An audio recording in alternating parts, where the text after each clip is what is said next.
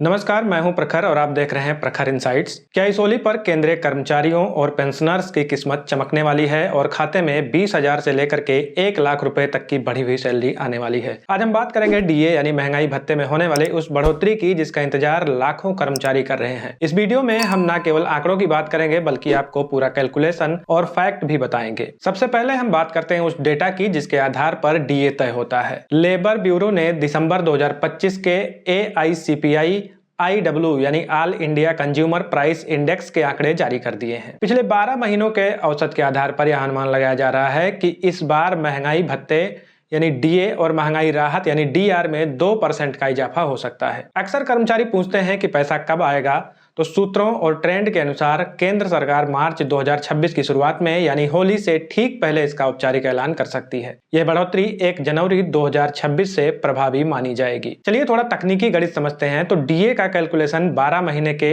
AICPI औसत और 2001 के बेस ईयर इंडेक्स के आधार पर तय होता है। अभी का मौजूदा डीए 58% है जो अक्टूबर 2025 में घोषित हुआ था। 12 महीनों का औसत 145.54 निकलता है जिससे डीए का सटीक आंकड़ा 60.33% बनता है। लेकिन सरकारी नियमों के अनुसार इसे राउंड फिगर में 60% माना जाएगा, मतलब 2% की शुद्ध बढ़ोतरी हो सकती है। अब देखिए आपकी जेब पर इसका क्या असर पड़ेगा। तो अगर बेसिक सैलरी किसी की 20,000 है तो इसका 58% डीए 11,600 रुपया होता है, जो कि अब 60% डीए हो जाएगा तो यह 12,000 होता है, यानी कि महीने का 400 रुपया बढ़ेगा। अब इसे जोड़ दें तो कुल सैलरी 32,000 रुपए पर मंथ निकल कर आएगा। इसी हिसाब से आपका बढ़ोतरी होगा। यह गणना सिर्फ बेसिक पे और डीए पर आधारित है, इसमें अन्य भत्ते शामिल नहीं है। सालाना आधार पर अगर देखें तो कर्मचारियों को 4800 से 24,000 तक का फायदा हो सकता है। ये एक अच्छी खबर है क्योंकि बढ़ोतरी जनवरी से लागू है और ऐलान मार्च में होगा, इसलिए आपको जनवरी और फरवरी का एरियर भी मार्च की सैलरी के साथ जुड़कर मिलेगा, यानी होली पर आपको डबल धमाका होने वाला है। फिलहाल आंकड़ों के आधार पर 2% की वृद्धि दिख रही है। अब चूंकि 7वें वेतन आयोग का समय दिसंबर 2025 में समाप्त हो गया है, लेकिन अब तक 8वां वेतन आयोग लागू नहीं होता, तब तक डीए इसी तरह बढ़ता रहेगा।